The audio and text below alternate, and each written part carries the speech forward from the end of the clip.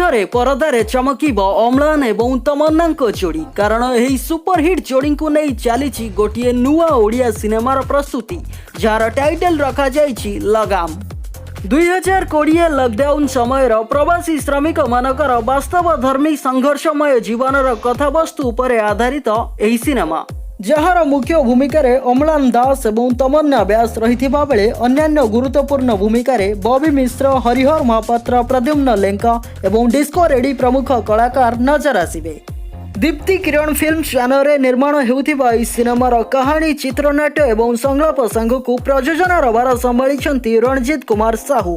Melodious music director Abhijit Majumdar ସଙ୍ଗୀତ ନିର୍ଦ୍ଦେଶନା ଦେଉଥିବା ବେଳେ ନିର୍ଦ୍ଦେଶନାରେ ଅଛନ୍ତି ପିନୁ ନାୟକ। खूब शीघ्र ଏହି ସିନେମାର ମୁହୂର୍ତ୍ତ ଏବଂ ଜୁଲାଇ 18 ତାରିଖରୁ ଏହାର ସୁଟିଂ ଆରମ୍ଭ କରାଯିବ ବୋଲି ପ୍ରଯୋଜନା ସଂସ୍ଥା ପକ୍ଷରୁ ସୂଚନା ମିଳିଛି। ତେବେ ଆପଣମାନେ ଅମ୍ଳାନ ଏବଂ ତମନ୍ନାଙ୍କ ଯୋଡ଼ିର ଦ୍ୱିତୀୟ ସିନେମା ଲଗାମକୁ ନେଇ କେତେ ଏକ୍ସାଇଟେଡ୍? ଆପଣଙ୍କର ମତାମତ ଆମକୁ କମେଣ୍ଟ ମାଧ୍ୟମରେ ନିଶ୍ଚୟ ଜଣାନ୍ତୁ। ଓଡ଼ିଆ ସିନେମା ସମ୍ପର୍କିତ ପ୍ରତିଟି ଖବରର ଟିକିନିକି ଅପଡେଟ୍ ପାଇଁ ଏବେ ହିଁ ସବସ୍କ୍ରାଇବ୍ କରନ୍ତୁ ଆମ ଚ୍ୟାନେଲକୁ ଓ ବେଲ୍ ଆଇକନକୁ ପ୍ରେସ୍ କରି ଅଲ୍ ନୋଟିଫିକେସନକୁ ଅନ୍ କରିଦିଅନ୍ତୁ।